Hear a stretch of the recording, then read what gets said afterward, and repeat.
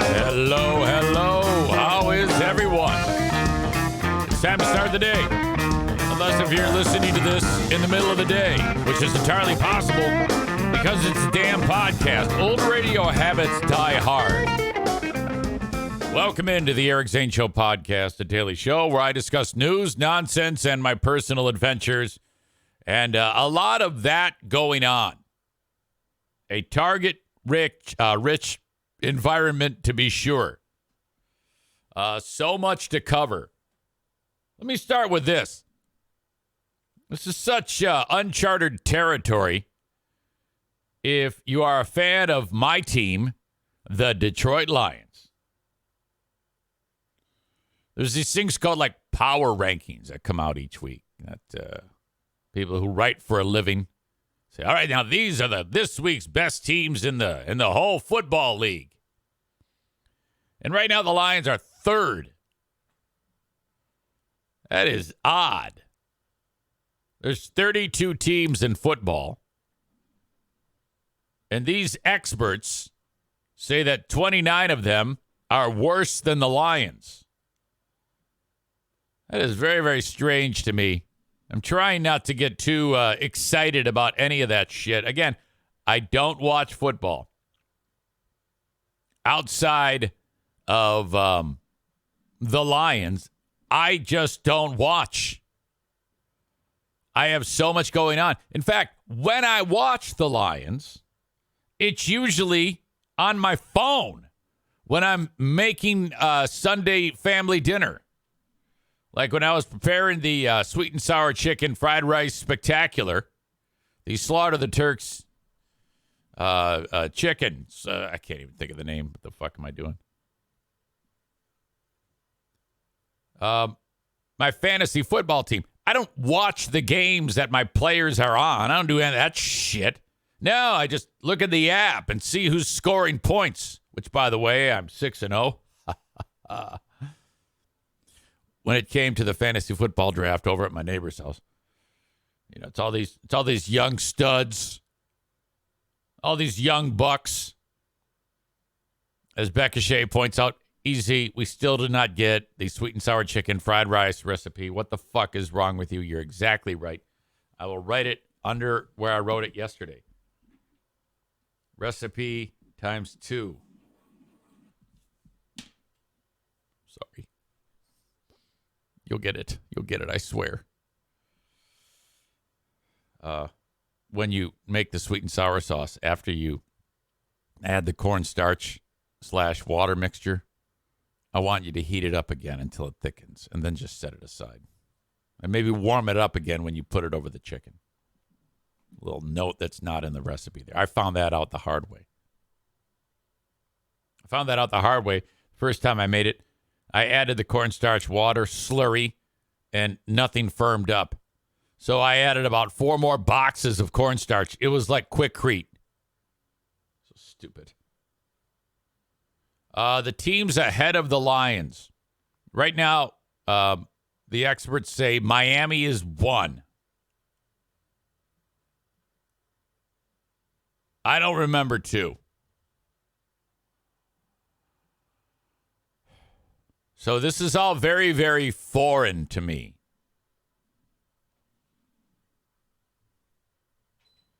Kind of waiting for bad things to happen, but the only bad thing that happened was that overtime loss when the Lions played Seattle at home.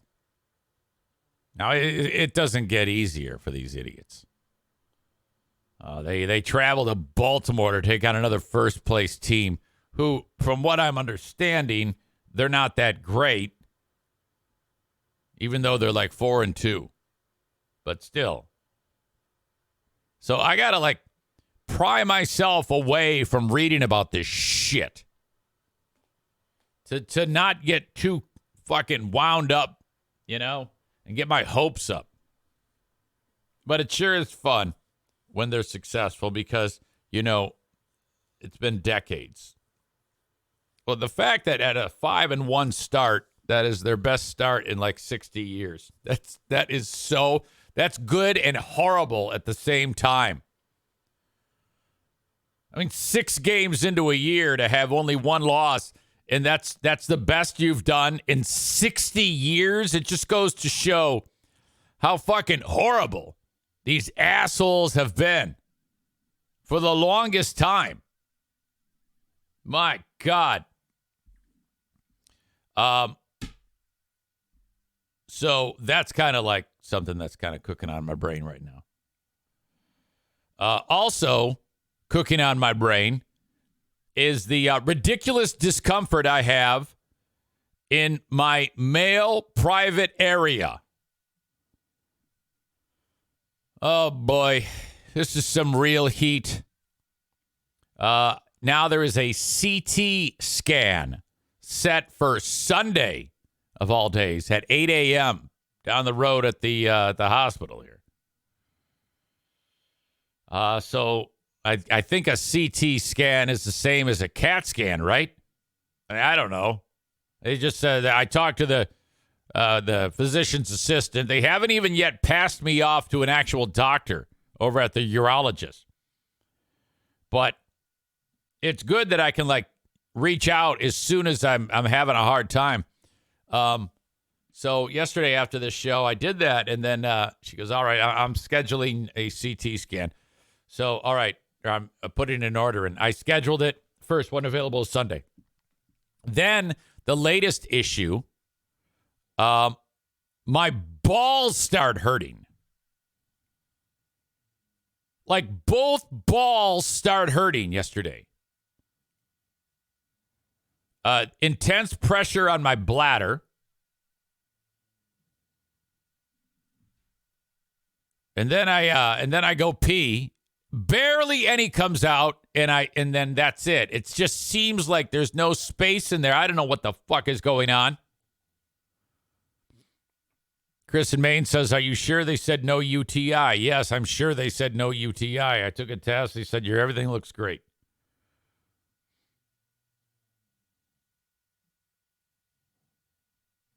So that's what's happening.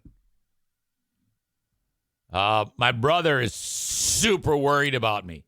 When you have a big brother, it doesn't always work like this because I have 3 big brothers, actually 4, and 3 do not give a shit about me at all. Just don't care. And I take it back. Paul cares about me. But Paul won't call. Paul won't say, "Hey, tell me what's going on." I take it back. If he knew, which I don't think he does, that my dick is about to fall off, he would be concerned. Mike does not give a shit. Jim does. World Book Jim. So I'm getting every day. He's like, how are you? How are you? I'm worried about you. How's your kidney? I go, the kidney's fine. Kidney's not the problem. Something else going on there. Don't know what.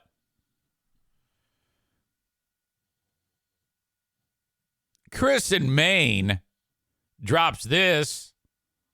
Oh, yeah, if it's prostate cancer, it's super common, as I understand it. Very curable. Yeah, we're trying not to think about any type of the C word.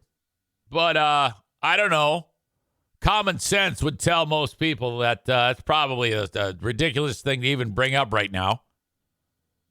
Dumbass. Anyway,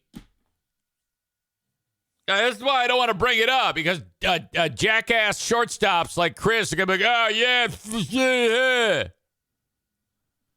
Chris says, "You said it, cockhead." I said it. What are you talking about? Did I? I might have.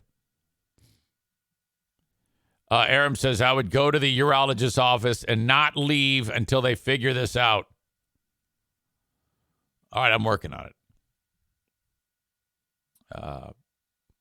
But in the meantime, I'm just extremely uncomfortable. Everything is jacked. Could be worse, though. You could be at a hospital in Gaza. Oh. All right, now this is a disaster, but it just occurred to me before I get to this story. It is very important that you send a question for Dad on Dear Meathead. I have 2 right now. Chris D sent one, and Matt Kuipers sent one. Okay? So if you can do that, you have a question, send it along, Eric@ericzaneshow.com. And he would love to hear from you. Aram says, this is your life, man. Screw being polite anymore. Well, here's the thing. I think there's a fine line because you at the same time, I have had numerous tests done. And I'm, you know what? It's hard to disagree with you. I take it back. Screw being polite anymore. You see me squirming in my seat? It's because there's all sorts of dickishness going on down there. This is your life, man. Screw being polite anymore. I like that. I think I should adopt that. So I need something to be done. I did send a tell me what you think of this. I reached out to the urology office. And this is what it went. This is how it went.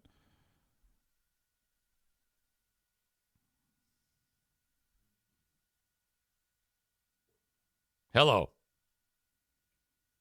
I scheduled the CT scan for the first available, which is Sunday at 8 a.m. However, I'm experiencing new symptoms which are really bothering me. Both of my testicles now hurt badly. I'm miserable.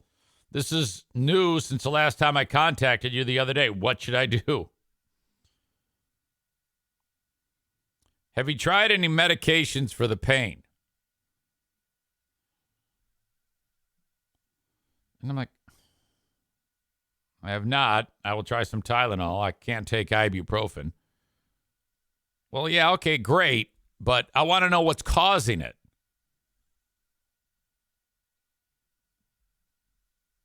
I'll write that right now. However, I want to know what's causing it.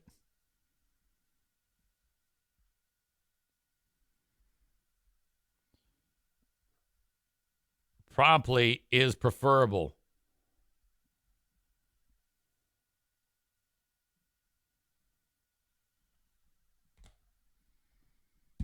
Tyler says, I will say, too, you'd be better off actually getting someone on the phone.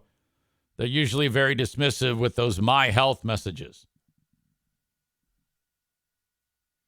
Chris in Maine suggests, could it be diet related? Seems like the new high frequency, low urine output has really ramped up since fat camp. I don't know. Who knows? Probably. I don't think so, though. I mean, eating better is not supposed to make your dick feel like it's falling off. Oh, man, this diet's going good, except my dick's about to fall off and my balls ache like I just got hit in them by a tennis racket.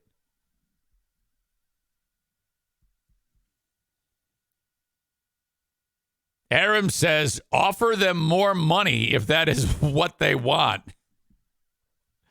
Like they're holding my balls ransom? Is that what is that what you're implying?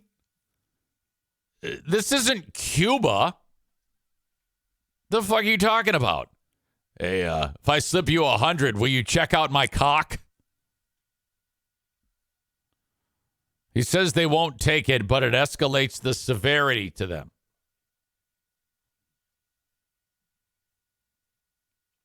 Stevie writes, take Tylenol. Typical answer for everything. Donko says, Aram is absolutely right when Aram says not saying being mean, just saying don't take the brush off treatment. All right, I don't think I have. I think I'm in good shape right now. Updates to follow. Probably by the time I start the Patreon bonus podcast.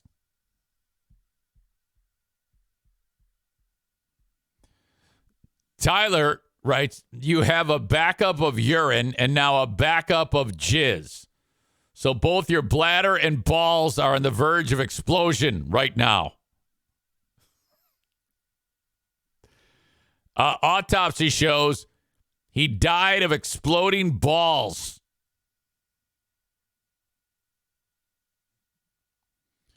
As usual, Fat Finger Kenney wanted to write best advice ever, but he wrote bear advice ever.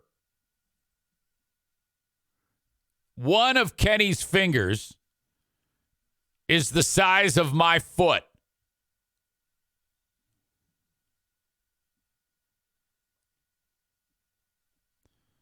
Megan suggests, how have you not gone to the ER? I feel like most guys would have screaming with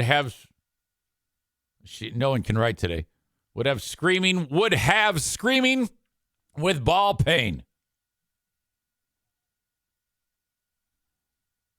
Kenny's crabby. He didn't like that joke.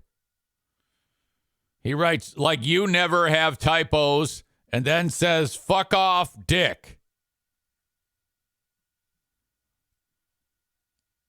Amanda says your balls will explode like that cantaloupe in the microwave. Boy, I'm so glad I turned to you guys for support. I've got your balls are going to explode with jizz. I've got your bladder is going to explode. I've got your balls are going to explode like a cantaloupe. I've got fuck off dick.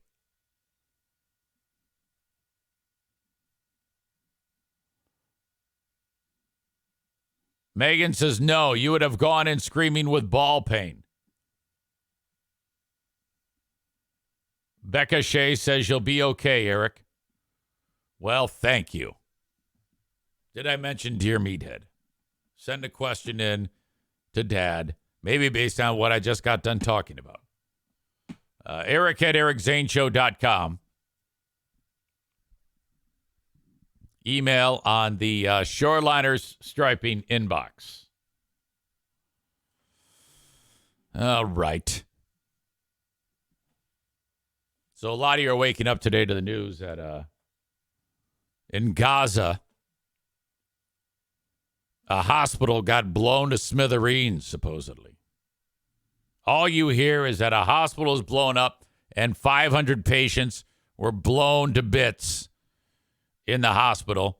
And the Palestinians are like, look at what the Israelis did. Now, I do not know what to believe. Right there, when I hear that, I said, well, the Israelis are like, okay, it's time to go blow up a hospital since they were killing our random people. Well, that doesn't seem right.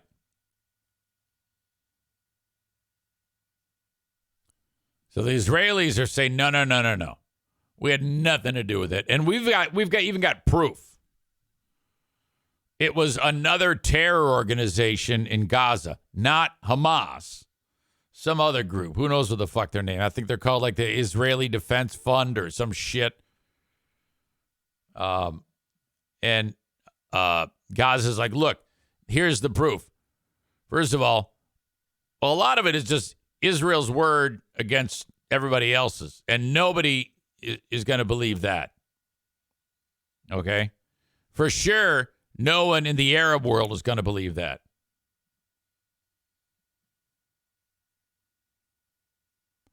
But the Israelis are saying, no, you guys accidentally blew up your own shit and you're inflating the number. At this point, it doesn't fucking matter.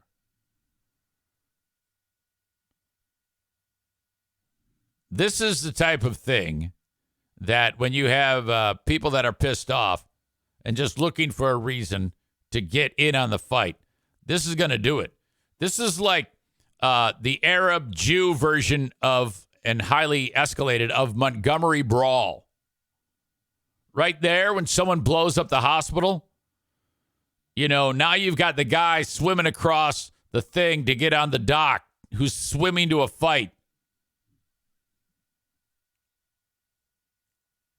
So now the Arab world is even more pissed off, which could lead to actual countries getting involved in this. And then the U.S. is in a war. That's fucking horrible. It just so happens that Biden is visiting the Middle East right now, which is never good. Biden out in the wild is just bad. So this dipshit is speaking with Israeli Prime President? I don't know. Benjamin Netanyahu, who actually speaks English more clearly than Biden. And listen to how Biden describes what happened yesterday with the destruction of that hospital. I was deeply saddened and outraged by the explosion at the hospital in Gaza yesterday. And based on what I've seen, it appears as though it was done by the other team, not you. When speaking to Benjamin Netanyahu, I'm deeply saddened, but it appears like it was done by the other team. It was done by the other team, not you. Oh, no. I don't know why that sounds terrible, but it sure does sound terrible, referring to them as the other team. But there's a lot of people out there not sure. So we've got to overcome a lot of things. And it also means encouraging life-saving capacity to help the Palestinians who are innocent, caught in the middle of this. And, well, anyway, that's who we are. What? Even when he's making sense, he doesn't really make sense. Not just me, but I mean, that's who the United States is. What? And it's just not the example of our power, it's the power of our example. It's almost as important. The world's looking. Israel has a value set like the United States does and other democracies. And they're looking to see what we're going to do. I always get lost when he's talking. I just can't with this guy.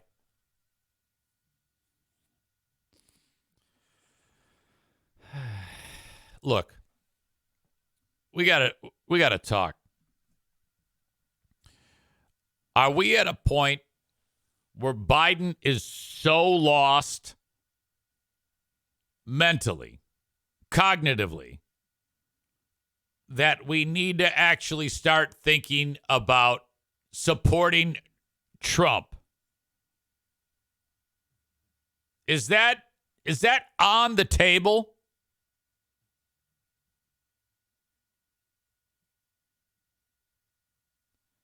Corey says no. Tyler describes him as a walking corpse. Becca Shea says no, never Trump. So that would mean we would have to choose a person who is cognitively disoriented, but yet we still choose him over Trump. That's where we are. That's what the free world has as choices. A psychopath and a man who is completely off his rocker, mentally ill. My God, are we fucked?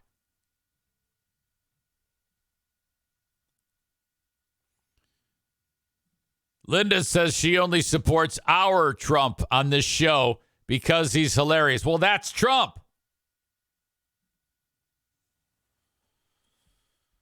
All right. So you may think that this is all cheeky and whatever, douchey, what I'm doing right now, but this is fucking crazy. We are in a horrible spot right now, the United States. Well, the whole world is. This is on the verge. This is how world wars start. This is how a holy war could start. Now, again, Hamas brought this all on with that attack. But then again, those people have been feeling the heat for decades. I actually get it. This is so crazy right now. Corey says Biden could be dead in the ground and still be less destructive as Trump. Kevin Kuiper says Biden has been gone since he entered office. Kenny says, Q. Hey, mate, Q Holy Wars by Meathead. But when I say Q, I mean like Q in, like to the first minute and 30. That hook is incredible, man. You're going to love that part. Oh.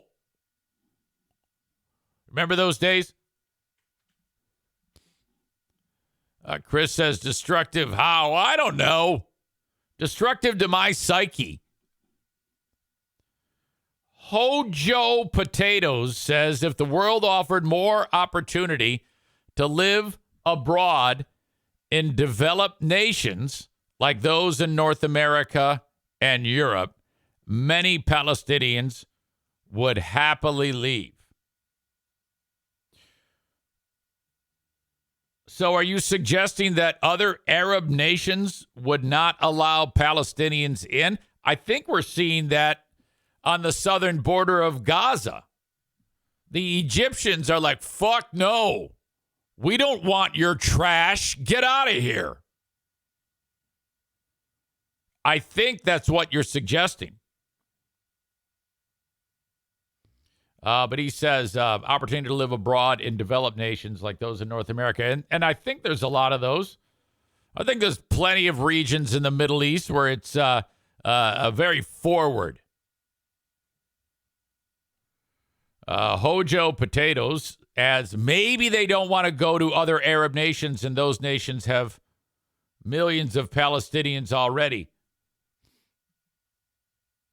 Well, I don't know, man. Who knows? Cole adds, World War III has already started. Biden is trying to figure out which team we're on. Not to mention, closer to home, the United States really can't get anything going right now because they don't have a Speaker of the House. All the right-wing wackos are holding everybody hostage. After the Kevin McCarthy debacle, this asshole from Ohio, Jim Jordan, who's a piece of shit, he tries to get in as Speaker of the House, and they fucking firmly swat him out of there. So it's back to the drawing board. Congress can't get anything done until they get a Speaker of the House. The United States wants to send billions of dollars to Ukraine and Israel. Ukraine to fight that war, Israel to fight the other war. And that, you know what? Maybe it's better off that we don't have a Speaker of the House. That way, we can keep more of our money. I shouldn't say that. I actually support all of our efforts to send money to Ukraine to stop Putin, the next Adolf Hitler, for fuck's sake. But all right. That's where we are right now. Closer to home, there's a political story, kind of. You may remember me talking about this local loser who lives about 5 miles away from me, named Ryan Kelly. Ryan Kelly ran for governor of Michigan and was murdered in the primary. He got his ass kicked. I think he finished like 5th. But he was all like, oh, I'm a patriot. Freedom, freedom, Trump, freedom. Let's go. Well, as all of his Freedom Bell, Liberty Bell ringing shit was going on, he also went to the Capitol and tried to kill Congress, allegedly. He's one of these dipshits who wandered into there, and then the FBI meticulously, person by person, has been able to identify these losers who tried to steal the election and kill all of Congress. Unfortunately, this guy did not go the way of that one dumb bitch who climbed through the window and ate a bullet. What the fuck was her name again? Ashley Madison? Ashley, John Bobbitt, Ashley Bobbitt, Ashley Babbitt. That crazy Air Force bitch. She had like, if you remember, she had like a American flag as a cape as she jumped through that window. And that Secret Service guy goes, hey, if you come through there, I'm going to shoot you.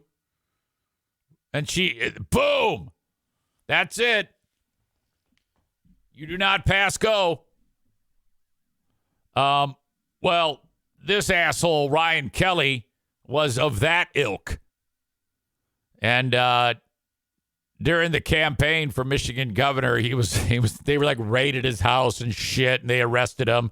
And then when he makes bail, his loser followers are in front of the jail. They're like, with their stupid signs, carrying out like a bunch of assholes. And he's like, oh, this is such a great moment. I'm more popular than ever. What a big spike in the polls. This arrest is the best thing that's ever happened to me.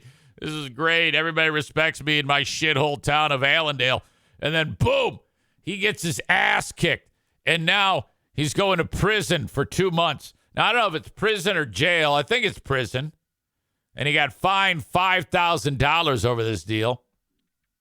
So that's awesome news. Look at this smug fucking little twerp. Anybody who has a sideways fucking smile like that, you can't trust him. Judge yesterday sentenced him to 2 months behind bars for being in that mob. Several months before his guilty plea, Kelly posted on social media that the Capitol riot was an FBI setup. Okay. His campaign posted the words political prisoner on Facebook after his June 2022 arrest. The judge noted all that. This is in U.S. District Court, so I think that means prison. It's a federal charge. Said, hey, you misused your platform as a candidate for public office by promoting lies about election fraud, including the baseless claim that January 6th was somehow part of an FBI plot. Cooper, the judge, said a lot of folks voted for you. Well, some folks voted for him. He traveled from Allendale, Michigan to Washington, D.C. to attend then-President Donald Trump's Stop the Steal rally. I love when I see stories about these losers getting popped.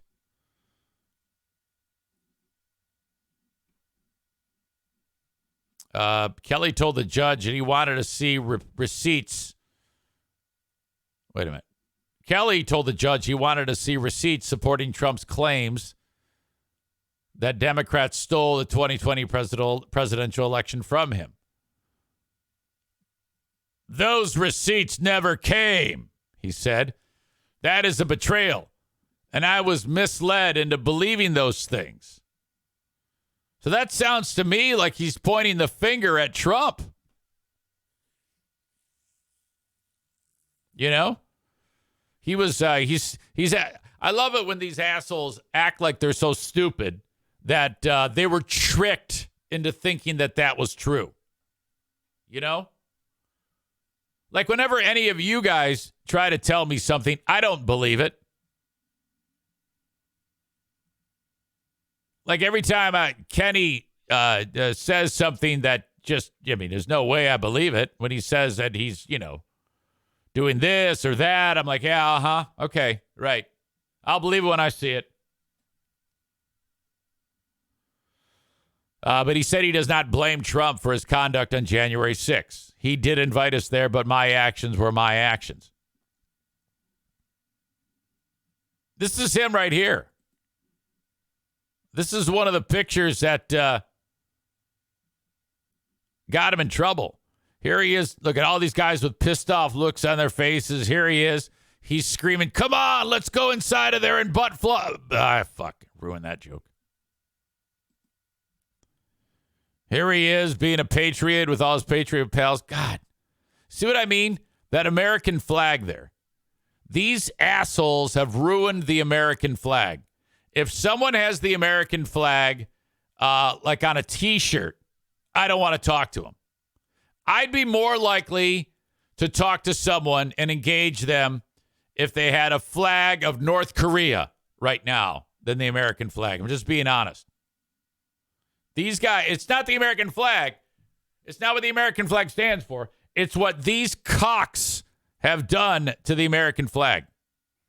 Here's Ryan Kelly with all of his asshole buddies, and here he is urging people to come suck his dick. I think this guy right here in the pink hat is actually sucking his dick. That's what it looks like. This is Ryan Kelly getting his dick sucked. God damn. I hope his asshole is the size of a Folgers can by the time he leaves prison. I want him to set a record for how many penetrations at one time that a man can handle. Like actually 7 dicks in his butt at one time and 2 in his mouth and his ears and hands. That's 13 dicks. Even a dick in his dick hole. That would be 14 dicks at one time for Ryan Kelly.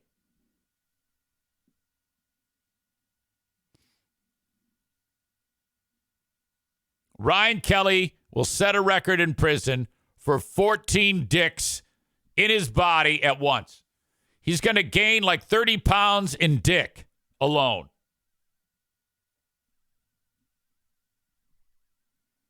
That guy and he's part of that whole pack, of these Ottawa County pieces of shit who I hate. I hate these people.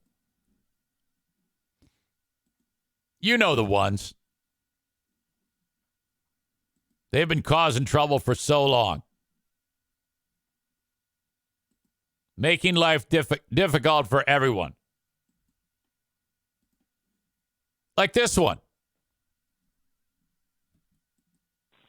Hi, my name is Kristen Megan Kelly. I'm the veteran, and I'm the veteran. I believe I've called and left a message earlier today. I'm the veteran. I'm just trying to get some feedback from whoever would be in charge. I'm the veteran in making the decision to sponsor the Eric Zane podcast. I'm the veteran. I am the mother. I'm the veteran of a child that he spoke about on his podcast. I'm the veteran in a sexual manner. I'm the veteran, including sex acts that he wants my veteran to perform. I also have the sheriff involved. Several sponsors have already backed out.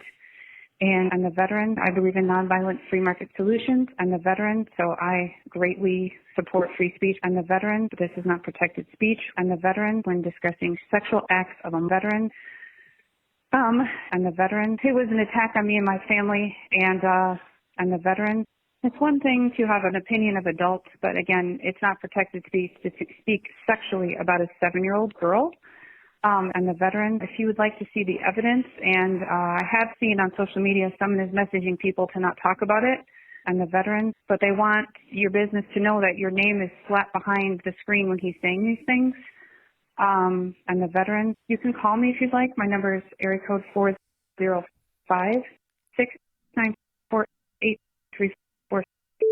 I'm the veteran, but I would really like to know if your business supports this type of rhetoric.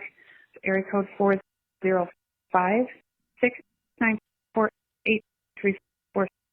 I'm the veteran. I didn't want to reveal the phone number. I would just like to hear back from you. Thank you very much for your understanding and your time. I'm the veteran. Thanks.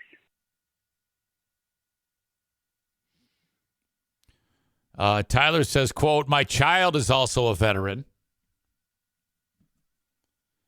Kent, drop the E, add a U, says, she may not be related to Ryan Kelly, but I bet she guzzles cum like Ryan Kelly.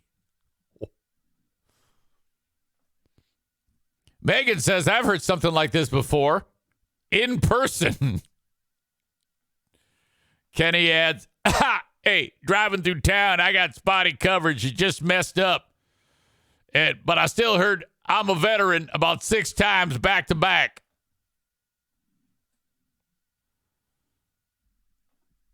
All right. So that's what's going on in the Ryan Kelly household. 2 months. I wish it was 2 years. And 5 months. He sells real estate. He's a real estate agent, I guess. By the way, he's 42, but he looks like he's 52. I don't know how people do that. 42, I don't know. Maybe I'm getting so old that people who are that age look old to me. I don't know. Chris in Maine says, why can't people like her get kidnapped in Israel? Yeah, I don't know. So that was the big, you know what? It was reasonably big news around here, but it kind of got buried. I mean, I thought that was a gigantic story, but the local press gets just the shit beat out of them every time they publish stories like this. Anything about anybody like that, and then all of the idiots come out of the woodwork.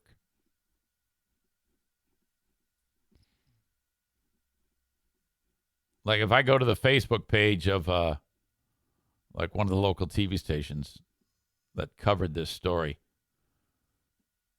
and it does they just can't help themselves. There's my man right there. Whenever you see the mad face on the, because you can like it. And you can do happy face. I usually do ha-ha face. K.A. Emery says, this is all BS, political prisoners. And I like it when someone always says to him, yeah, he pled guilty. He chose to plead guilty. You asshole. Mike says, no, it wouldn't have mattered. They have guys in prison who are not even there, 22 years behind bars. Well, yeah, the guy who planned the whole fucking thing.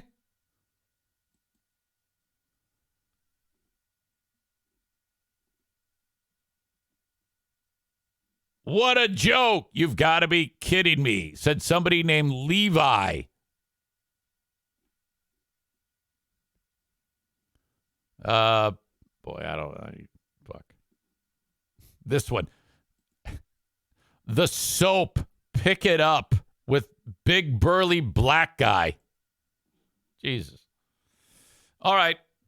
2 months in the joint.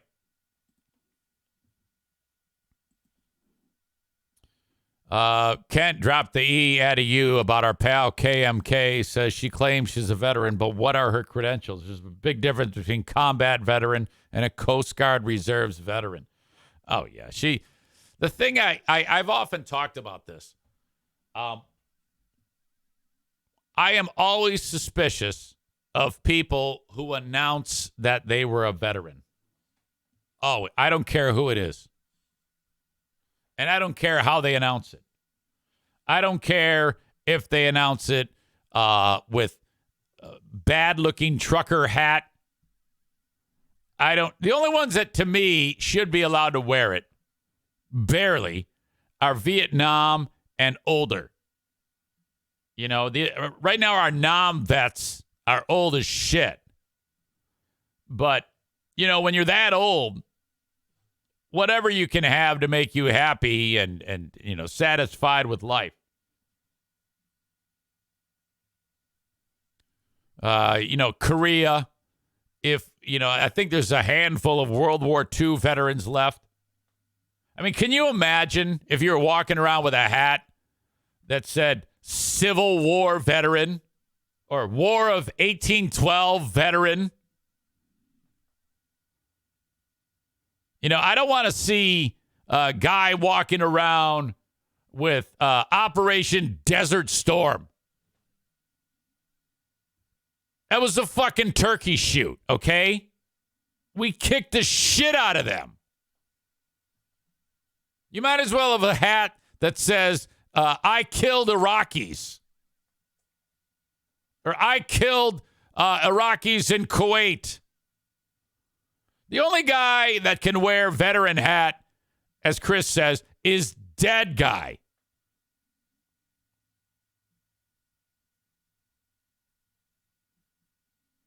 Kenney writes something not legible.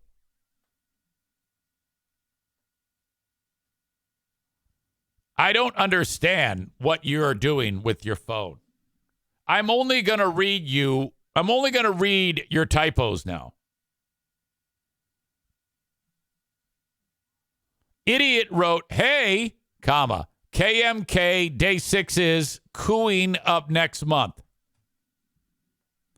And then follows it up with one that fixes it, that makes it worse, which says KMK day is asterisk. I don't know what any of that is. Then stupid writes, okay, no more texting in the car.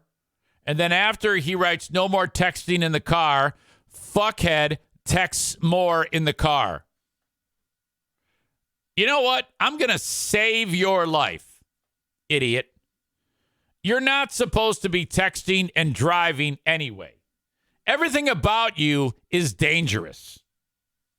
I'm giving you a timeout for your own goddamn good. Everything about you is dangerous. Oh, mate, I'm in the car. I'm going to fire off all these texts. The fact that you think you're eating well when you pig out on 15 hot dogs with no bun is also dangerous. What the fuck is wrong with you, asshole?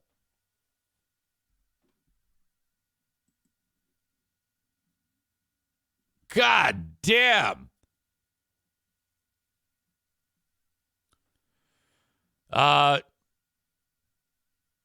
Megan says, Eric, did you see what KMK said about October Breast Cancer Awareness Month? People are losing their minds. I didn't. Can you please fill me in? Joe Martinez says he texts and drives all the time. Well, I can read yours. Again, Kenney has problems, you know.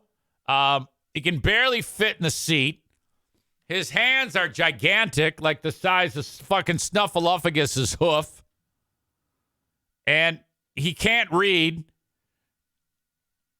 He's always pissed off.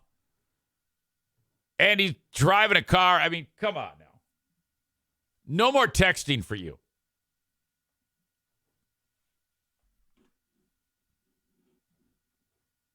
Son of a bitch. All right, Meathead in 13 minutes. Dad, what do you think about someone who constantly is texting and driving?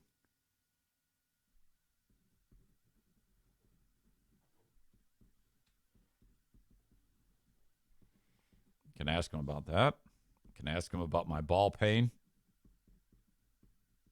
You know, the problem with my dad is if I tell him that I'm having problems with my balls and my bladder, he's going to worry so much. So I'll have to make it so it's not me, you know, couch it somehow, which I'm sure you already did. I don't like worrying him, and because that's part of the Alzheimer's, you know. If a breeze blows through, he's worried about it. There's always something he's worried about. Okay. Audience members on Facebook, X, and YouTube, it's time for me to say goodbye to you. If you could, though, go to download the Twitch app, and you can watch the entire show that way. You don't have to deal with Facebook, and I can see your comments. I can't see these damn comments for you folks that are on Facebook. So download the Twitch app, search Eric Zane Live, and away you go. Also, if you want to listen to the audio podcast on demand as soon as it's done, I'm on all the platforms. Please throw a review at me. I'd love to hear what you think about the show. Wherever you download shows. All you have to do Mobile home of rock and roll, Z93, little Ted for all you bowhunters out there, a little stranglehold for you. Hey, just got the word off of the wire, hot and fresh. Dennis Rodman it said something went wrong. out of here. Yes, indeed. He was traded to San Antonio Spurs for Sean Elliott. Hey, I don't care if it was a good trade or not. As long as the human vulture is gone, things are good in Motown. Loving that, loving this. White Zombie on the Z. However, you know what's interesting about this? When I went to the email to check on Megan's, dick shit Kenney is, even though I told him he should stop texting and driving, and then I banned him, he then goes to my email and sends this. Hey, subject line, asshole. And he writes, in the car doesn't mean while driving. I was at a light. And then I had just parked back at home. And that's when I said the KMK Day is next month. Veterans Day. Fuckhead. Well, asshole, you sent a message that made no sense. And then you said, no more texting and driving. Asshole. You said it, dick. What the fuck? Typical Kenney. He admits to texting and driving and that he's texting poorly, which he does all the time. He's the worst texter of the bunch. And then I call him out on it. And then he gets grumpy and makes up a fairy tale and typical Kenney revisionist history. You idiot. Chris says, asterisk, at a McDonald's drive-thru. That's a low blow.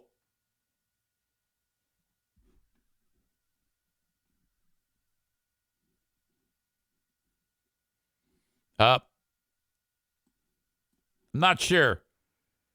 I've got several comments that say, fuck my ears, holy shit, oh my God, what is going on, what the fuck? What the fuck was that? What the fuck just happened? What the hell was that? I thought that was just me, sounded like the Tune Man. Yeah, get the Hall of Famer and Rebound King out of here. Demon Warp is coming alive in 196555. I am not sure what you all are talking about. I am clueless as to what is being discussed. I'll have to go back and listen to it. It may have something to do. The Z93 clip of Dennis Rodman, he is out of here, randomly started playing. Old Zane clip started playing out of nowhere. Wow. Yeah, I don't know why.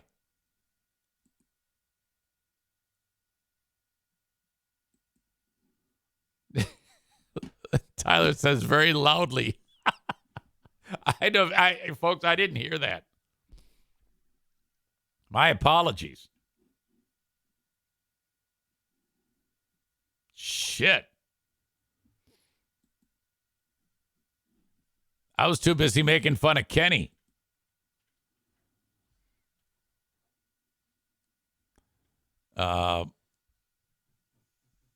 Kenney writes, I did not say driving. I said in the car. Yeah, you said no more driving or no more texting in the car. I guess my question then is, if that's even true, how does you in the car affect your texting if you're not driving?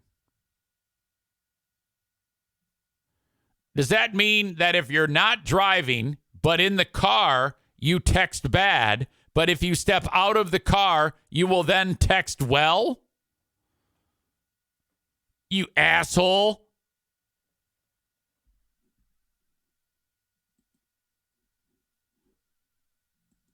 Doesn't make any sense.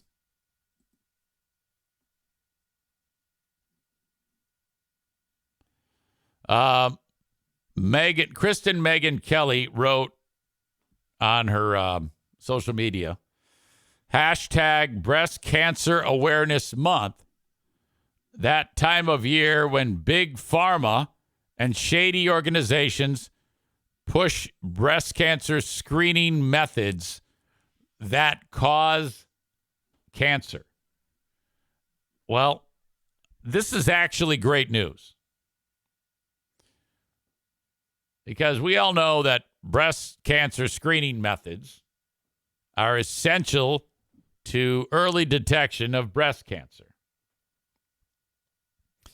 And if Kristen Megyn Kelly is against those very simple processes to detect breast cancer, that means she will refrain from doing them.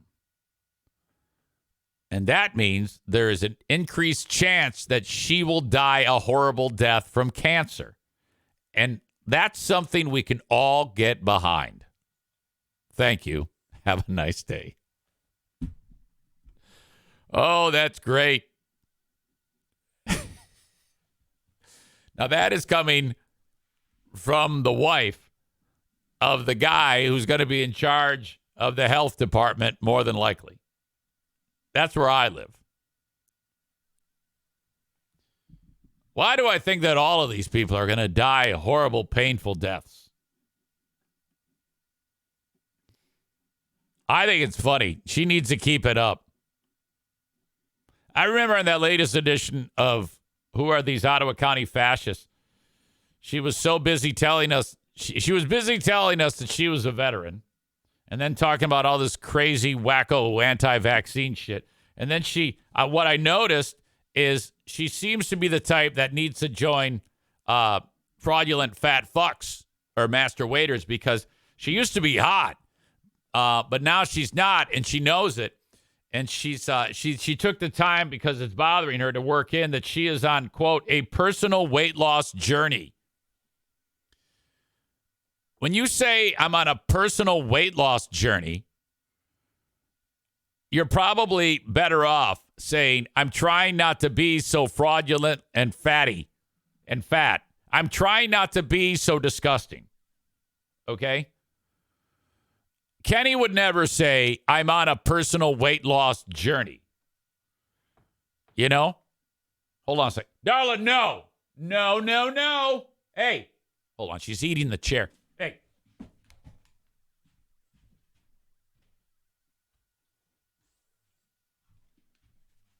Just had to bash her head against the wall. I didn't do that. Come on now.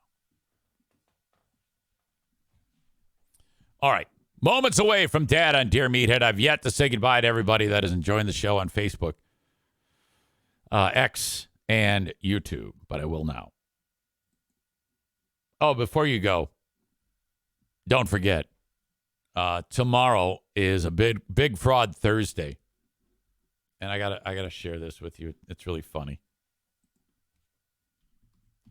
It's from the Eric Zane Show subreddit, where Patrick does some of the funniest and most ridiculous Photoshops ever.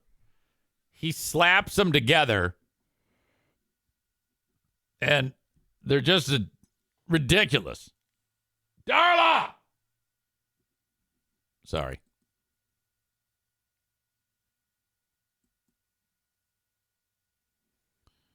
He's promoting the Big Fraud Thursdays with what appears to be a box of Rice Krispies cereal, except he's photoshopped the cereal to be Kelly's Crispy R's, where Snap, Crackle, and Pop have very terrible edits, photoshops of Kelly's face in very unflattering, with very unflattering expressions. Included on the box, it says free toy hot tub in every box while supplies last, with my image from like a decade and a half ago. God, what a face. Jesus Christ. New from the same great folks that brought you boring. It's supposed to say Boring Steve's Spaghetti Dinner, but it comes out as Boring Spaghetti Dinner Steve's. BFZ presents Crispy R's, Warning, may cause changes in tone of voice, uncontrollable outbursts and derp face, which may become permanent.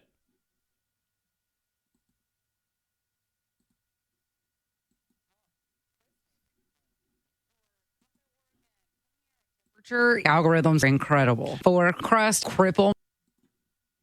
I think that's what he's talking about the uncontrollable outburst.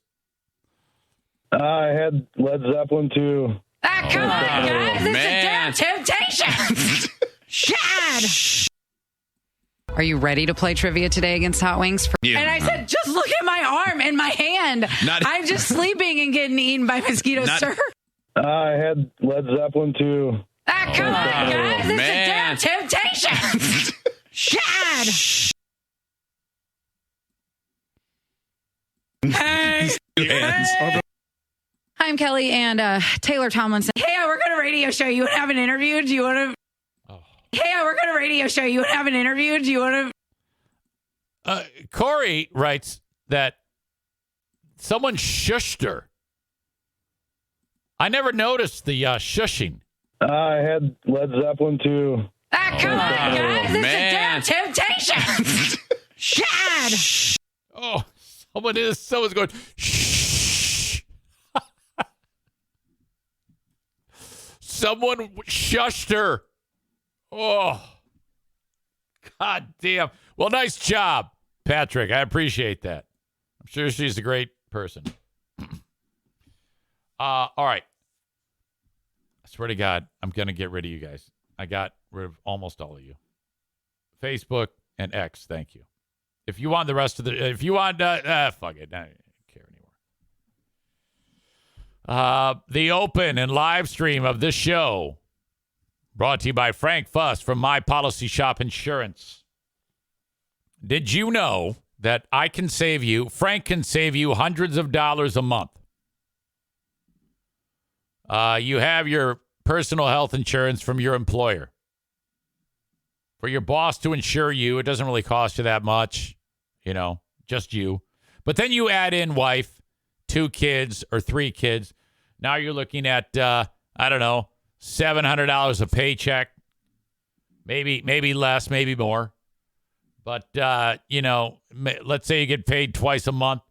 You're sitting at about $1,400, $1,500 you're paying. Wouldn't it be nice to pay about $500 for the same insurance? And you get to choose the policy because a lot of times employer insurance kind of sucks because they go on the cheap. Well, if you pick the policy, you can get the most and better insurance through healthcare.gov now. Before, you couldn't do this. Before, if it was offered by your employer, you had to use their insurance, but not this year, no.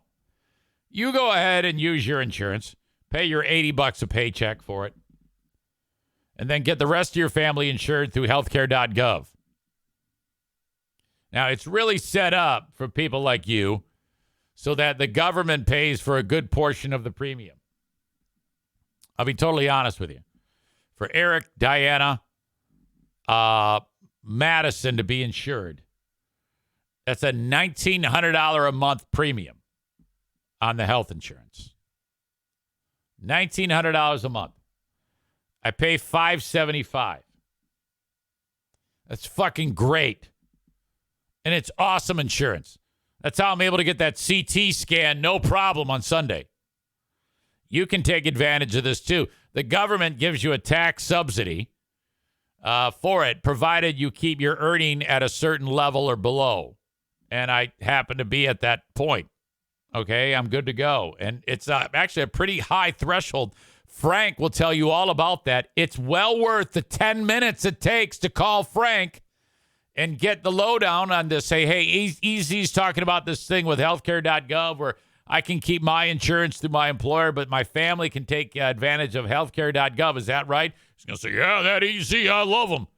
And that's what you do. So to get started on this, you go to the website, mypolicyshop.com. Fill out the form. Frank will take care of the rest. This costs you no money. It costs you 10 minutes. Don't be a dumb shit. Reach out to Frank today. mypolicyshop.com. Doesn't matter where you are in the U.S. Go to mypolicyshop.com and fill out the form. Thank you to A&E Heating and Cooling, 616-516-8579. Joe's coming out Friday. I got a problem downstairs. He has to fix it for me. I got this in the basement. I got this these heat on the baseboard. It's hot water, runs through the pipes, and then it radiates. It's like radiators all around the room. I can't get it to go on. I put in a new thermostat, and I probably fucked it up. Joe's coming to help me. 616-516-8579. Scheduled right now for a furnace tune-up. You have to have that done yearly. 616-516-8579 for A&E Heating and Cooling. Here comes Dad for Dear Meathead. Open for sponsorship. Good morning, hey. Grand Rapids. Hey, Dad, how are you? I'm good. How about you? Never better. The audience is, I'm sure, wondering about what is going on in the world of falling leaves at your residence. Wait a minute. Falling what? Leaves. You know, leaves all over the ground. Yeah. That's probably taken up hours of your time. Oh, it kept me busy yesterday. How frustrating is it when you spend all that time and then 3 hours later it's full of leaves again? It doesn't bother me because I only do it once a day. Wait a minute. Once a day you got to rake the whole lawn? No, not the whole lot. Just little areas of it. Oh, okay. My neighbor's area and so forth. Yesterday, we have this neighbor of mine that's got a tree that's got nothing but cones on it. Pine tree. What is it? Pine tree. Pine seeds. Pine tree. Pine tree. Okay, so all the needles. All the needles that had to be done. So, and that's a little tiresome. Okay. All right. Wow. Well, you know, it's good exercise. I take it that your health is doing well now. I know you weren't feeling well a couple of weeks ago. Well, I had a semi-cold or something, and I still have a little nasal, but I'm okay. I'm doing good. You still have a little nasal. Yeah. How about Joanne? I know Joanne was a little bit under the weather. Oh, she still got it. No, I don't got it. She's laughing. She's crazy. No, she's fine. Hey, Dad, did you watch the Lions the other day? They won again. Yeah. Wow, awesome. I sure did watch them. Yeah, they beat the pants off them. The other team didn't even score a touchdown, Dad. Well, I'll tell you, I don't know what happened to it's either the coaching or. I think that's what it is. I think they got a good management team. I mean, they're doing great. Yeah, I'm really happy. That's to think that. What is it? How many games they won so far? 3, 4? Actually, they've won 5. 5? Yeah. And they've only lost one time. Wow, they're awesome. Yeah, I'm pretty happy about that. All right. Well, Dad, we got a series of questions we want to run by you. Chris writes, hey, Meathead. You see, Chris's story is he was just inducted into a small college baseball Hall of Fame. He wrote in about that. So he's a hell of a baseball player when he was in college. And then, so he's really good. But then he informs you and I that there was some jealous loser who sits around in his pajamas all day, said that it was nothing to be proud of. What do you think about that? How should Chris react to that guy who's trying to, knock him down a peg? Well, it's nothing for the guy to be proud of. There's nothing that he's got nothing to be proud of, but other than sitting on his butt. Yeah, the guy who's sitting around in his pajamas is probably just hasn't done anything with his life. He's a loser, a jealous loser. He apparently is not capable of doing what the others are doing. Yeah. He just sits there and does what he does. So a guy like him, he gets his jollies going by seeing you all uptight because of him. Yeah. That's what I'm thinking too. I think he's just like a troll. Yeah, and just ignore the heck out of him.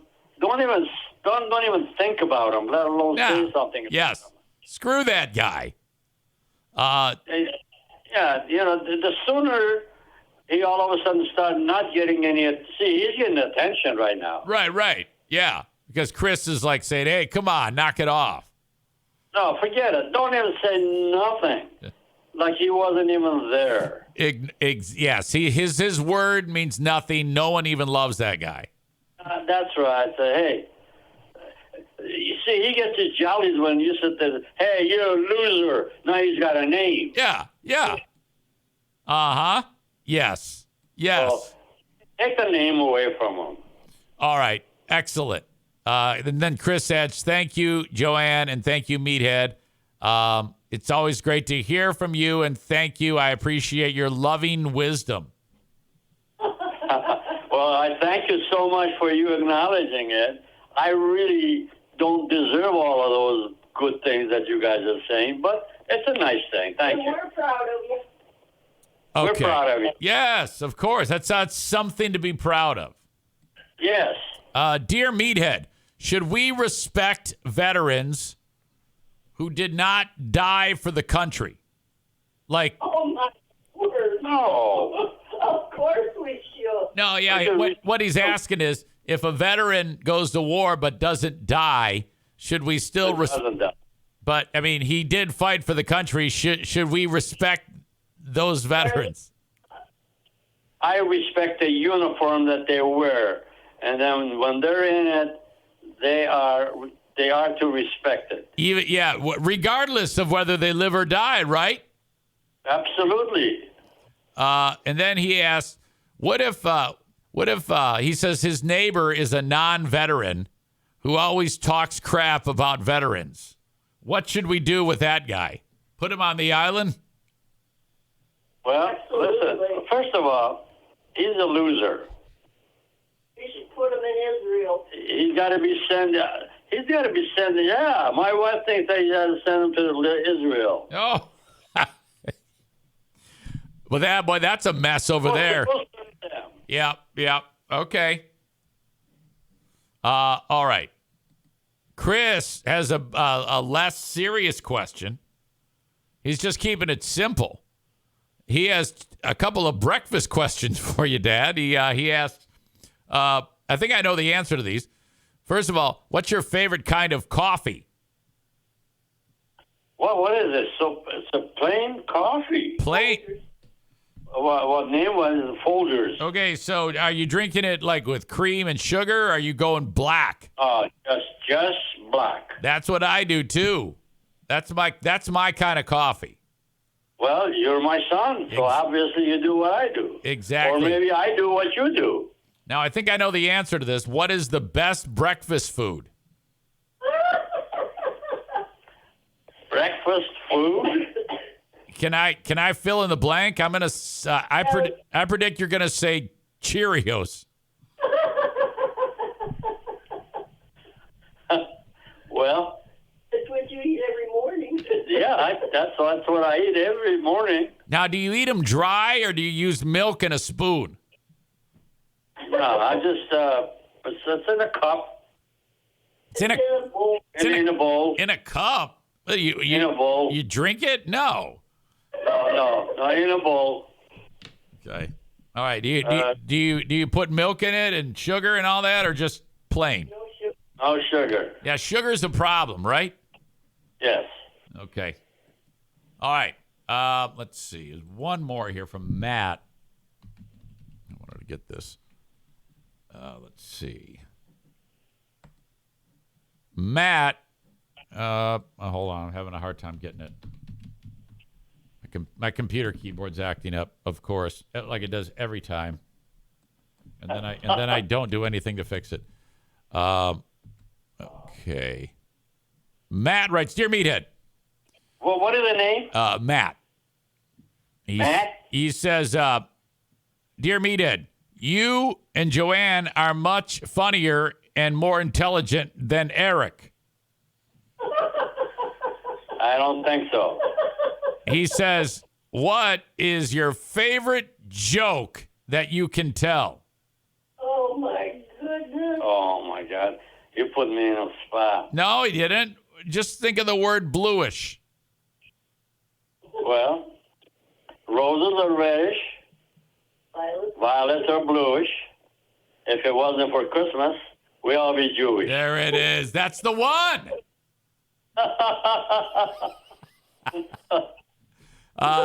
He also says he loves hearing you and Joanne. You know what? I found out about this guy, Matt, who just wrote this note into you guys. He's got a beautiful daughter, and they just found out that Mrs. Matt is pregnant. And you know what? There's 3 babies in there. Wow. She's going to have triplets. Oh, my goodness. Oh, wow. It's awesome, but I'll tell you one thing. That poor woman is going to be so busy. And, you know, I think they both something about men don't really get involved in changing diapers and, sometimes. I think they do now. I think that maybe in the olden days. But generally, the work has fallen on the women, and the women are really paying the price. I don't know about that anymore these days. I think it's much more balanced nowadays. I think that dads are much more involved in that. I mean, if they know what's good for them, I mean that's a key to a healthy marriage right there, is helping her out, in my opinion. Oh, the thing of it is, it's a pleasure to have the little baby growing with you. Yeah, I really enjoyed raising my kids. I miss those days. They ended too much, and all of the crazy stuff that happened, that all led to ridiculously hilarious stories. At the time, they seemed like they were horrible, but now those are the types of stories you sit around the campfire and you tell. Right. Yeah. You know? My wife knows. Hey, when we were up north last time, this is more inside baseball. We were sitting by the campfire, and Sue, my sister / stepsister Joanne's daughter, was telling me about they went on a wild goose chase, a little scavenger hunt, Jim and Sue, looking for an old piece of property that used to be in Joanne's family. Yes. That was outstanding. They showed me pictures. I guess there was a spot on the Manistee River where there was like a big log that stuck out of the ground that they used to like have a swing on and stuff like that. And the log's still there. It's like 50 years later. Yes. Part of it. Yeah, that was really something. We really missed you guys. I know you were under the weather, but we'll have to get back up there. Yes. Yes, we do. We yes, miss we all do. of you, too. No, that's just a great thing. But then again, I've had so much of that I'm glad that you guys are participating in that. And you know what? I don't know if you know about this, but you too, were able to help me pinpoint where the mice are getting in.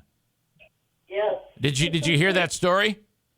Yes, I already knew that because I found them inside that toilet. That's why I put that board on there. Oh, I didn't know that. And so, Dad, you inadvertently peed in that toilet when you were up there, and Joanne poured water in it, and then the little bastards came in through the toilet, and they all drowned in there. Yes. So there you go. Yeah, I figured it out, but now it smelled like, it smelled to high heaven. It was the worst thing ever, but I was able to get them out of there, thank God. And then how did you stand that smell? Oh, that was bad. I had to like put on a hazmat suit. It was awful. I almost puked. I needed a cigarette. And then I ended up blocking the hole with this foam that hardens that we put into the damn toilet. So I think now, I didn't realize that. I thought that I didn't know that it makes sense. I mean, that pipe goes out to the outside there. I mean, I can't believe, and you already knew that, Joanne. Damn it. Yeah, but that's not the only way they were getting it. Yeah, I figured that. Yeah, I know. On the toilet, they couldn't get out. Oh, God, what a nightmare. You closed the other hole, so they climbed in like crazy through that one, apparently. Yeah. Well, I'm hoping, I got my fingers crossed. Every time I go there, I close another hole, and then I keep my fingers crossed that they're not going to get in. I show up weeks later, and then there's always mice. So I'm hoping that I got them. They're not done yet? I don't know. Oh. Listen, we sent your dad under the trailer last time that happened, and he got stuck under there. I thought he was going to die under there. Mike came over and tried to help get him out, and all we could see was his eyes. He was too heavy to crawl back out, and it dawned on me, if we put a tarp down there and make it slick, and maybe we could pull him out, and it worked.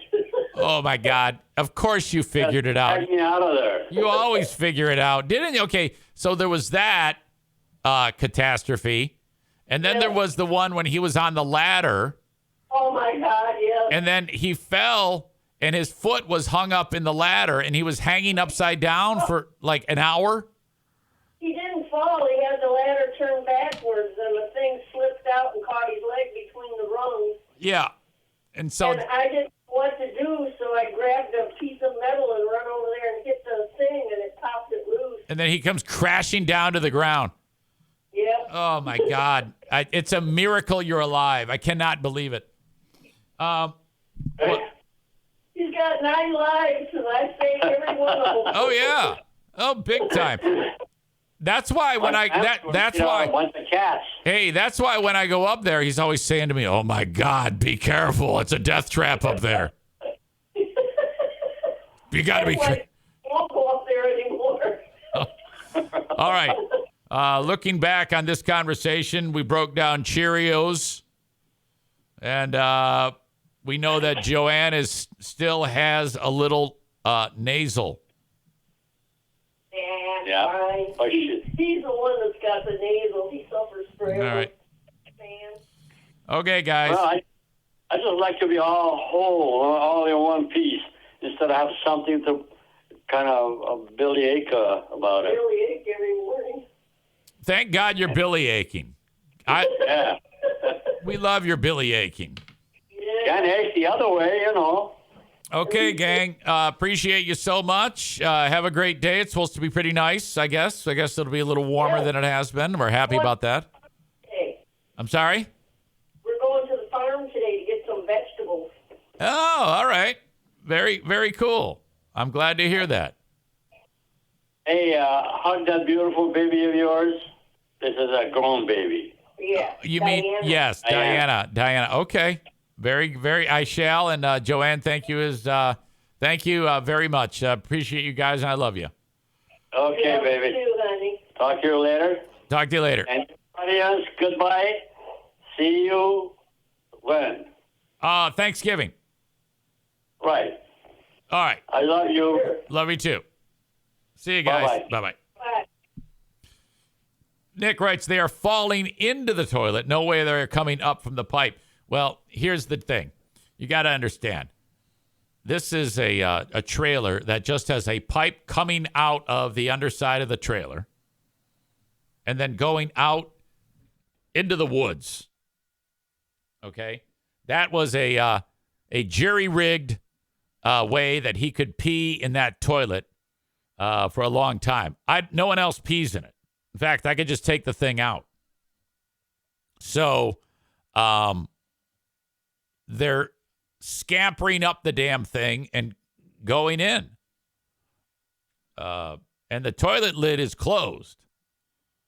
So I don't think they're falling into the toilet. I think they're actually going through the toilet. Unless you think otherwise. Maybe. How many times has Joanne saved him? Okay, there was the ladder. There was underneath the trailer. There was when he fell out of the tree and he had to get airlifted to the hospital. I don't know. I think it's more interesting to point out how many times has he actually been in danger of losing his life. And those come to mind, plus chainsaw incidents. He's never really cut himself with the chainsaw, I don't think. But he used to, cut wood with no shirt, a pair of shorts in his bare feet, no protective gear whatsoever.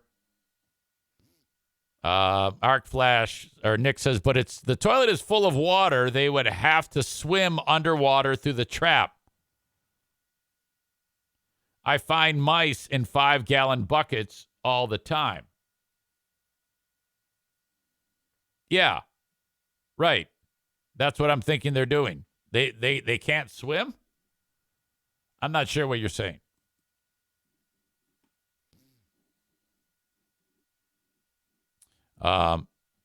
Kenney says, you didn't ask any questions about your hurting balls. Yeah, I didn't even think about it.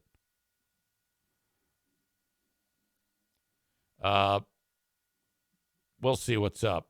I am hoping to God that they were coming to the toilet and that they aren't anymore. I mean, how else can you explain that there'd be 4 dead mice in there? Are you telling me that they're like, oh, hey, let's go in there? I mean, the lid was closed. That doesn't make any sense that they would just seek out the toilet. Come on, man. You're smarter than that. All right. Another outstanding edition of Dear Meathead. As always, great fun. Thank you for your questions. Love, Dad. Continuing. Thank you to Irvine's Auto Repair, Grand Rapids Hybrid and EV. 616-532-6600. By the way, while it's on my mind, Kristen, Megan, Kelly, who takes a stand against breast cancer awareness? You got to be a real pile of shit to take a stand against breast cancer awareness. I don't understand. What else is she going to take a stand against? Like adoption, orphanages, foster care for animals, the homeless. What an asshole. What a stupid thing to take a stand on. All right. Thank you, Irvine. 616-532-6600. You can reach out to them. Irvines.com is their website. If you have any issues with your car, take it to Irvines. All makes and models, all EVs, all hybrids, take it to Irvines. When the dealerships get in the weeds, they call upon Irvines. That is a fact. 616-532-6600. ervines.com. That's ervines.com.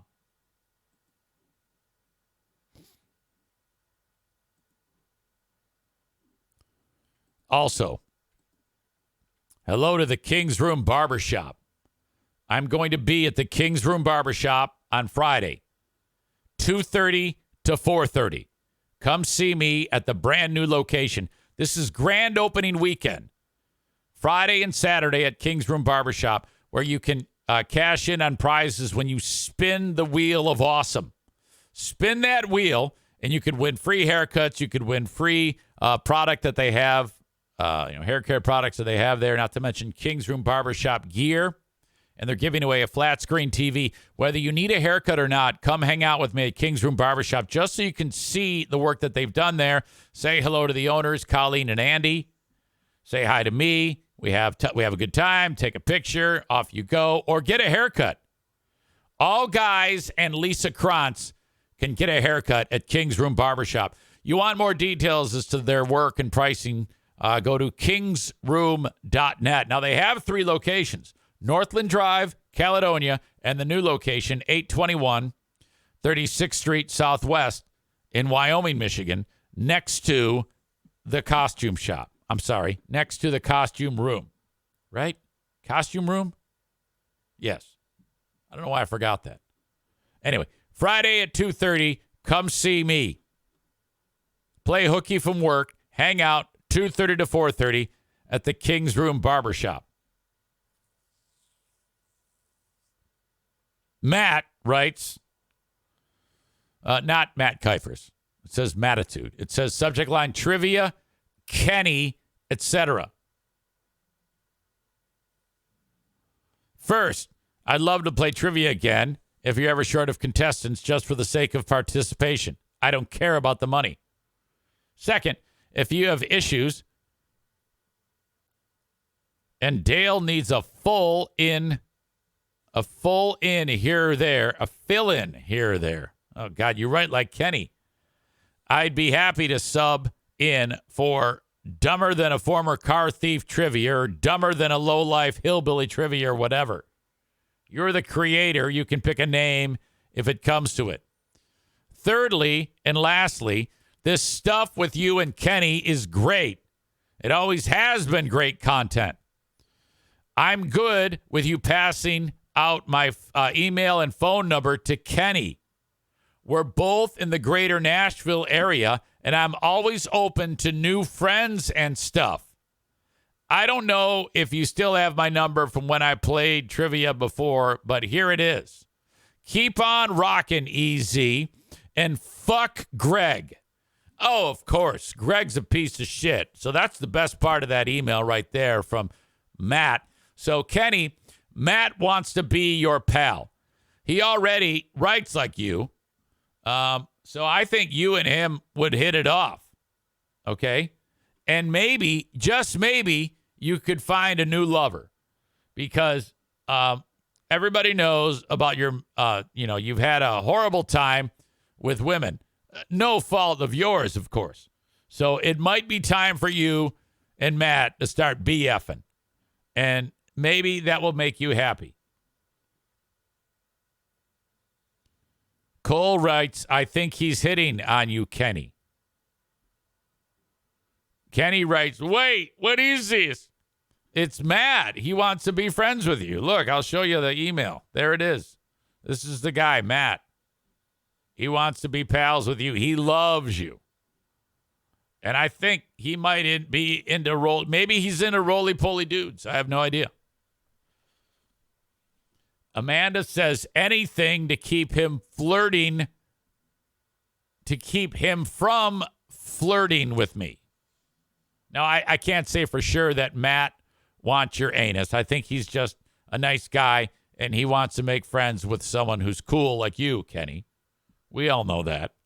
But Amanda here just indicated that you have been flirting with her. And, well, we all know that. But that's the first time Amanda's ever come out fully and said that you are flirting with her. Now, we all have hope for this, and deep down, I've suspected it for quite some time. But that's the first time that Amanda has indicated that you make her wet. Okay? Right now, she's gushing. I wouldn't be surprised if her fingers were caressing her plump meat plates right now because of this whole dialogue, this tension between you two. You are making her meat plates plump. You are engorging her genitals with all sorts of blood to swell them. That you are causing swelling in her meat plates. Amanda says, I didn't say that. I said that you hooking up with Matt would keep you away from me, which is what I want. That is not what you said. Let's go back and look at what you said. Anything to keep him from flirting with me. There you go.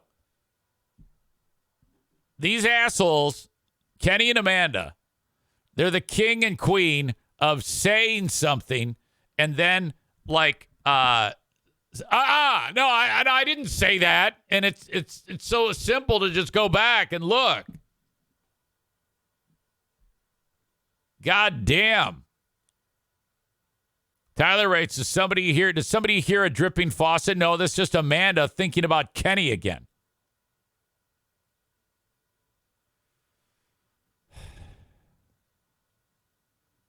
Jesus. Would you guys just fuck, for God's sake? And record it so we can all watch it and pound our puds?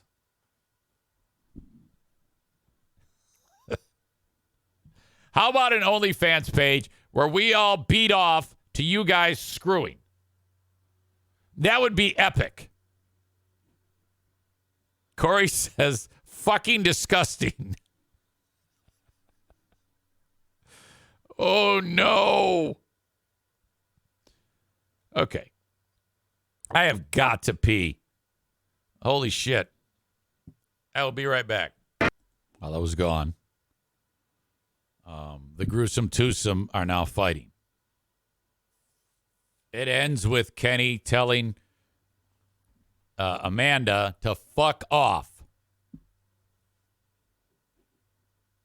This all started with Amanda's revelation that Kenney flirts with her.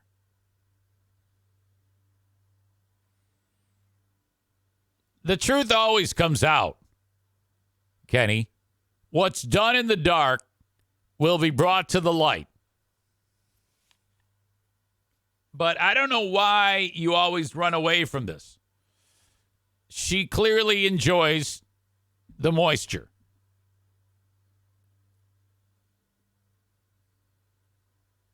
Aram says, why did you write that, Amanda? That just added another year of him joking about this. There's no joking. And I don't know if just because it escaped her lips, so to speak, I don't know if you can blame the messenger.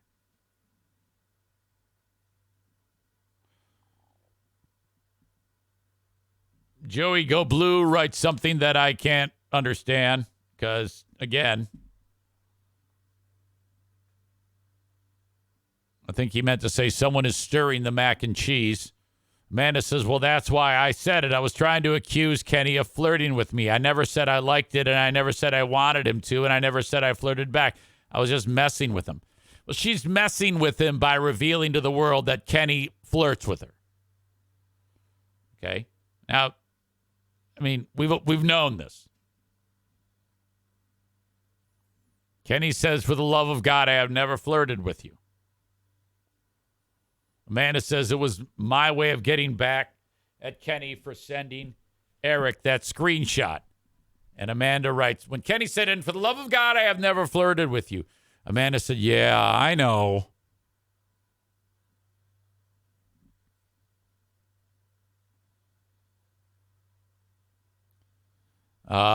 Kenney says you gave him and everyone else here. Wait a minute. Bob says, is sexting not flirting? Kenney says you gave him and everyone else here the reason to raise the damn eyebrow and continue their shenanigans, though. Dumb. Stevie says, Kenney, we all know it's not true. I don't know about that. And then he starts telling people to fuck off. And you see, once he gets rattled, then he starts really, going below the belt.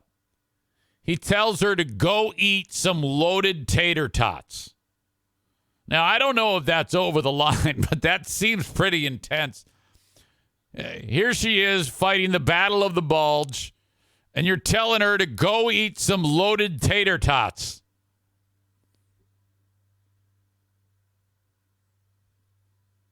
I don't think it bothers her, though. She says it just rolls right off of her. LM, and then he says, Eric, now you can fuck off. So he's telling everybody to go fuck themselves. Corey says, I imagine them fucking would cause a rotten cheese smell. Yeah, and I don't know about that.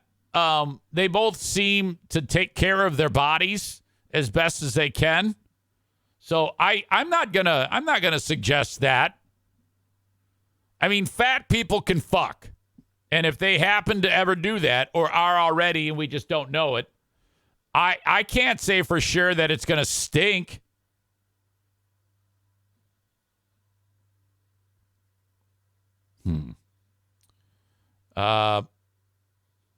Amanda says this is stupid, hilarious, stupid. Again, this all started because Amanda revealed about Kenney's flirting and heavy petting. Do they still say that, heavy petting? All right. Enough. Okay? This is ridiculous. We just got to accept the fact that love is love. And I love when people are happy. So Kenney gets a new friend in Matt, and then with at the same time, the world now knows about all of this. Brandis says this is all stupid. You know, whatever. I mean, I just take what's given to me on this show. I don't care if it's stupid as long as it's entertaining. It could be worse. At the end of the day, I had Led Zeppelin too. Come on, guys. It's a damn temptation. Shad. It could be that.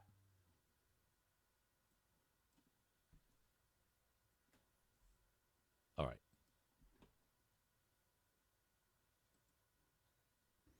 right. One of Trump's major donors. Actually, this guy has made a lot of money, and he's given a lot of money to Trump, and he's given a lot of money to DeSantis. His name is Steve Allenbeck. Here he is right here. Look, he's got his Trump shirt on. He's all stoked. Here he is wearing his red, white, and blue jacket with Trump and no doubt a trophy wife who's super young. Here he is with another red, white, and blue jacket. It might be the same one with, this is his wife who he tried to kill. I'm not even kidding you. He tried to kill this beautiful woman. I think she got shot. And then he went ahead and killed himself. So a guy who's a big-time donor of Trump and Ron DeSantis, I didn't know you could, sounds like your allegiances are divided. Maybe he gave a lot of money to DeSantis when he was running for governor. Because I remember DeSantis got, endorsed by Trump. He's dead. He tried to kill his wife, and then he killed himself. This guy is really something. He once called former President Barack Obama, I'm going to use rhyming words. I'll use the first word. A fucking Muslim N-word. I'll just say that. He called Barack Obama a fucking Muslim N-word. He shot himself dead last week in a attempted murder-suicide. Steve Allenbeck was pronounced dead. This all worked out after shooting himself and an unidentified woman in the parking lot of a BurgerFi outlet in Delray Beach, Florida on October 10th. The woman is in her 40s, believed to be Allenbeck's wife. Survived. She ran into the burger chain with a gunshot wound to her arm and back. Transported to a hospital. Known as a major GOP donor, giving more than $200,000 in political contributions over the past 20 years, including thousands to both Trump and DeSantis, came under fire in 2018 when he referred to Obama as a fucking Muslim N-word, claimed that Supreme Court Justice Ruth Bader Ginsburg can't die soon enough. He later claimed he was not racist and regretted the tweet, but argued he should be allowed to use the N-word. So wait a minute.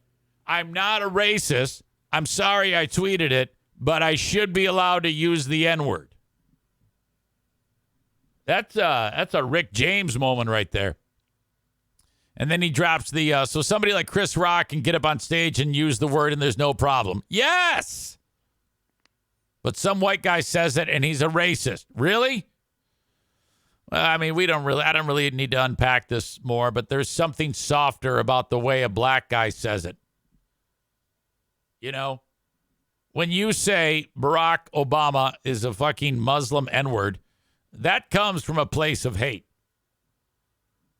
If a black guy says it, it comes from the heart.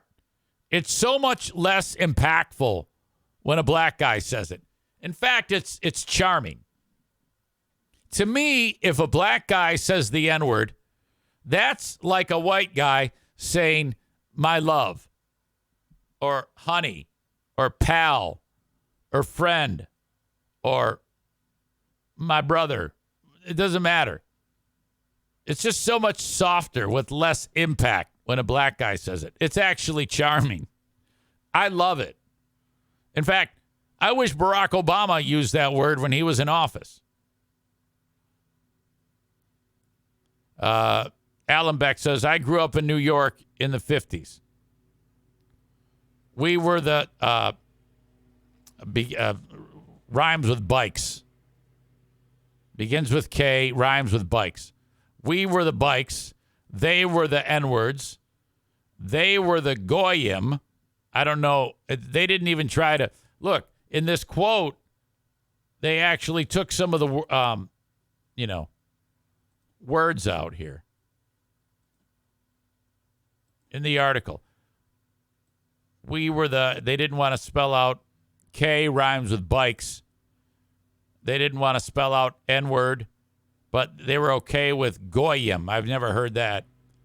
He said, and those were the S rhymes with Wicks.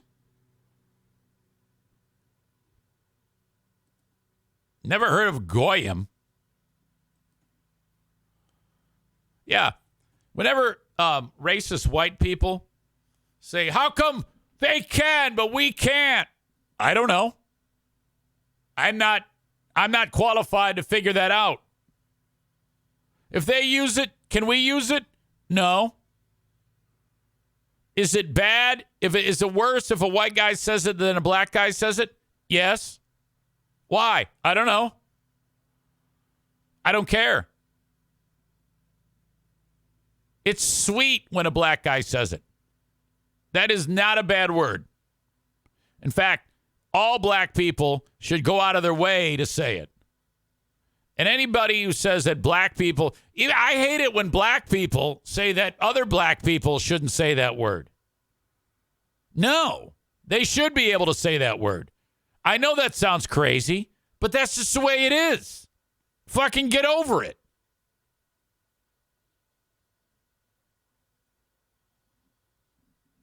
Becca Shea puts a finer point on it because white people are using it to demean. Black people have taken that word as their own, if that makes sense. Sounds good to me. Doesn't matter. I'm not going to say it.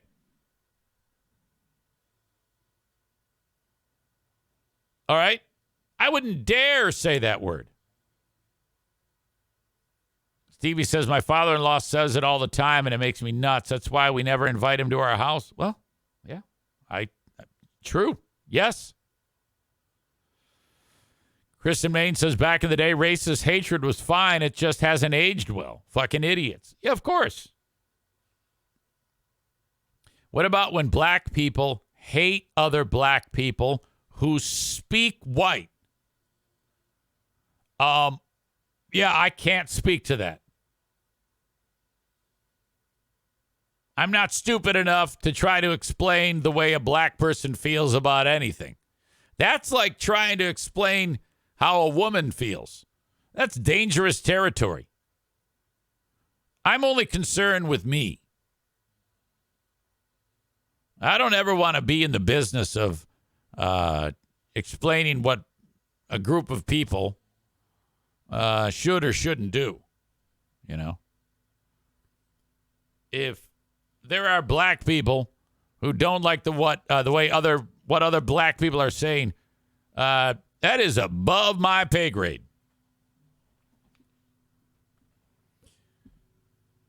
I love the way black people talk. Black people, the way black people speak is as charming to me as like some of the other accents in the United States. You know, you got New England, you got the South, you got the northern reaches like the Canadian accent, like Minnesota, even in some parts of Michigan, they speak like that. And then you got black.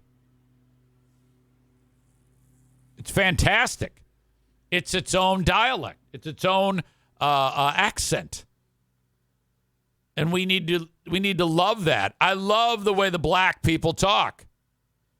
In fact, if I go up to a black guy and he sounds like me, I'm like, fuck.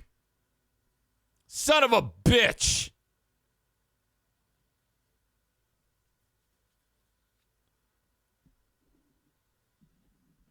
It's really annoying to me. There's so much fantastic culture to it. It's like when you go to England and everybody there, you know, they speak with a British accent and you're just charmed by them. Same way when, like, if we go to England, they're going to, well, I don't know about that. They'll probably just think we're disgusting Yanks. Dave Chappelle doing an impression of Tiger Woods. Becca Shea says, my husband is black and he talks half black, half white. LOL. Does that mean, like, based on the environment, he can flip switches depending on the audience? That's fucking brilliant. Oh, I want to hang out. But when I go there, because I tend to drop motherfuckers everywhere, but the way I say it, it doesn't sound good. And I usually say almost like motherfucker. F-U-G-G-E-R is how it sounds like when I say it. And I drop motherfuckers all the time. But it just doesn't have the same impact when a disgusting fucking honky like me says it. Aram says, I am fascinated by the British, Irish, Australian actors who can speak in so many different accents like Russell Crowe and Christian Bale. Yeah, that is a talent. Mel Gibson. You ever hear that motherfucker talk when he's just talking like in his own voice? You forget he's from, where is he from? Like down under? Australia? Southern black people have the best accent sound to me. I love it. Like the lady narrating the Montgomery Brawl video. Oh, without a doubt. Oh, it actually turns me on. I love it. If you've ever been flirted with by a Southern black woman, like if a Southern black woman flirts with EZ the same way Kenney flirts with Amanda, according to Amanda, I'm instantly hard.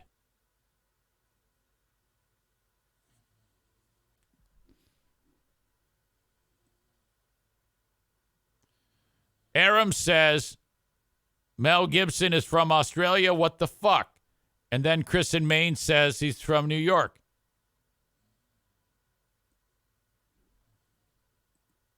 I don't know about that.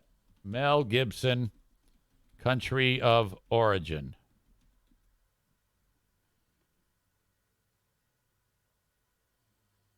He is born in New York. He's an American-born Australian actor. Does Mel Gibson have an accent? He was born in New York State and moved to Australia with his family when he was 12. So I would say I'm more right than you. This was young enough for his natural accent to become Australian. As an actor, he can do a very convincing American accent, his family moved to Australia so that their sons would not be drafted to fight in Vietnam.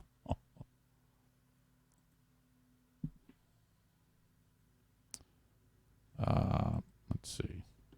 I wonder if I can get any clips of Mel Gibson. Amy says, if only you could see Southern black ladies' feet, too. Oh, my God, yes.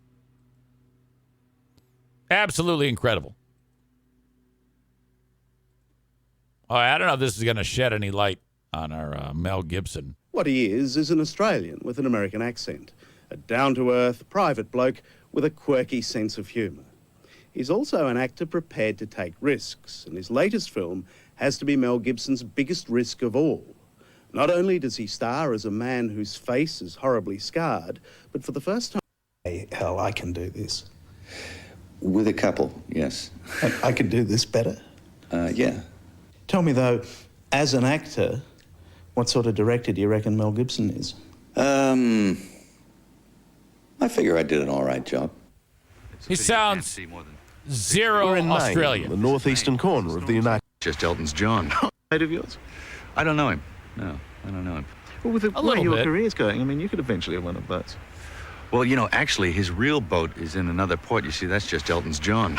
Really? Mel's rich, but he's not yet in Elton's class. It's not, of course. But they do have something in common. All right, this is kind of fruitless at this point.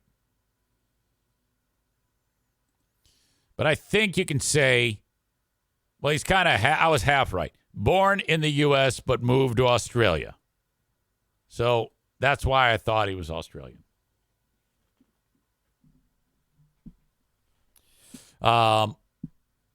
Dual citizen with Ireland. Is that right? I don't know. I can feel Kenny's blood pressure rising from where I am sitting. Lots of Kenny drama. And it all started when the revelation about his heavy flirting, according to Amanda, which he denies, and I can understand that. I mean, it didn't come out of his mouth. She's the one who spilled the beans. Okay? And Kenny's pissed off about that. So that is going to slow things down in the meantime. Unbelievable. Kenny says, fucking stop, man. Good God. All right, fine. Look, I'm just a messenger. I just read the shit. You got to yell at her.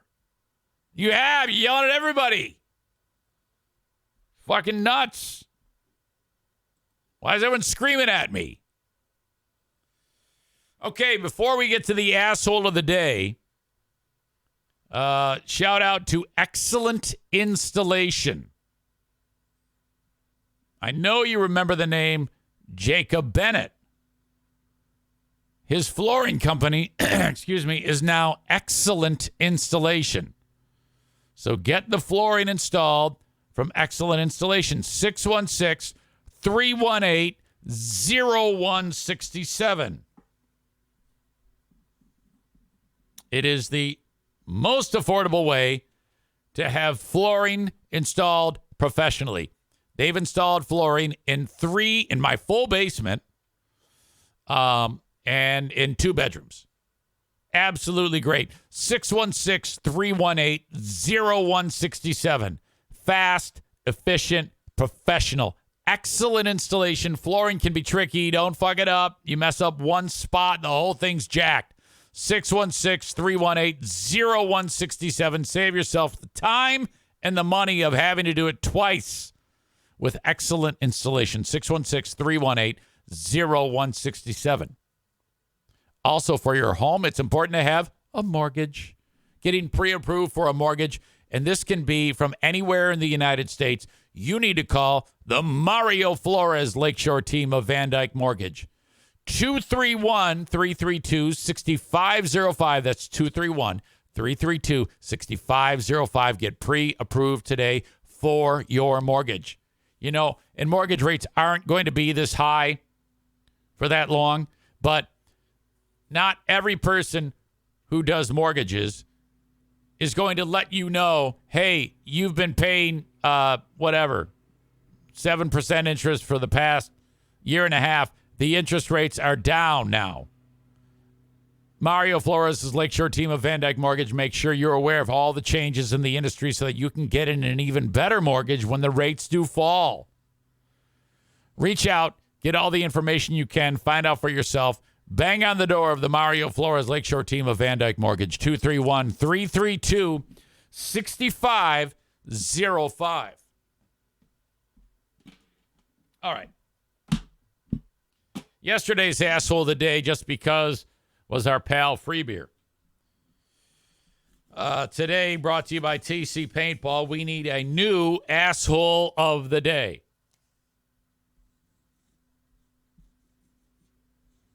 And frankly, it's all about trust here. And if one audience member cannot trust another audience member, for keeping a secret, that makes you the asshole of the day, Amanda. How dare you defy Kenny's trust with that revelation? What a crock of shit. I feel bad for you, Kenney. That's not fair. You wanted that, left to the imagination, and then her ripping that Band-Aid off without consulting you like that is fucking terrible. I cannot believe that. Kenney writes, "Fuck you, Eric." He's completely lashing out. I don't understand where that's coming from. That's horrible. I don't care for that. Amanda is your asshole of the day. Folks, thank you for being here.